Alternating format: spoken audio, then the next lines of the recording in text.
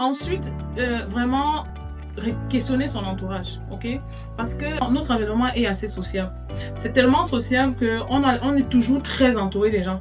On a des entreprises aujourd'hui qui ont coulé juste parce que le chef d'entreprise était mal entouré, ok? Et qui finalement se sont retrouvés comme ça, confrontés aux problèmes sociaux du genre ton affaire, je pense que ça ne marche pas, ok? Parce que moi je connais tel qui avait fait ça en 2 ans, il gagnait déjà telle somme. Toi tu n'es pas encore à ce niveau, il faut revoir, il faut machin.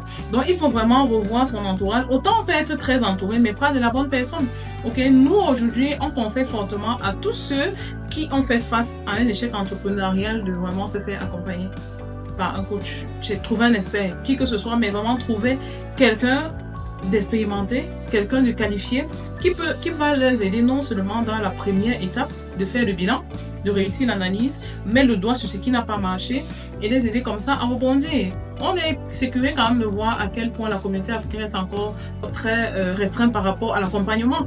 Pourtant, aujourd'hui, on se rend bien compte que c'est reste incontournable aujourd'hui là. Vraiment de se faire accompagner pour réussir son projet, c'est incontournable pour tous ceux qui veulent réellement réussir. Parce qu'on est dans un environnement parsemé d'imprévus, parsemé d'instabilité, parsemé de tellement de changements que un accompagnement aujourd'hui se fait accompagner par un cabinet comme le nôtre par exemple vous aiderait premièrement à gagner du temps et éviter les erreurs coûteuses. Parce que on peut sérieusement avoir une très bonne idée de business mais l'implémenter de la mauvaise façon, ok? Moi, ça me fait penser comme ça à une cliente qu'on a reçue ici.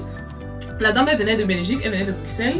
Au Cameroun, elle voulait comme ça créer une crèche bilingue à Yaoundé. Elle voulait créer une crèche bilingue. Elle avait déjà trouvé un local, une belle maison en bordure de route qu'elle avait prévu de louer pour son projet. Donc, elle est venue chez nous parce qu'elle voulait un accompagnement, un suivi. En fait, elle voulait que par derrière, on reste faire le suivi de son projet. Mais très vite, on s'est rendu compte que le choix du positionnement n'était pas bon. Donc, on a dû revoir tout en fait. Donc, avec cette cliente, finalement, on a retravaillé sur le lieu où il fallait ouvrir la crèche en question. On a trouvé le meilleur quartier qui devait accueillir le projet. On a mis en place comme ça un plan de croissance clair.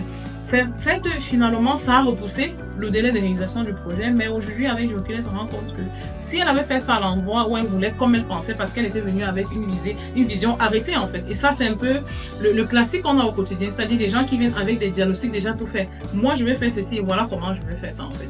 Donc, nous, on l'a aidé à ajuster, on n'a pas changé le projet, mais on a ajusté la façon de faire le projet. Et avec le recul aujourd'hui, elle grandit. C'est-à-dire qu'elle est tellement satisfaite parce que sa croissance est assez palpable et c'est assez saine.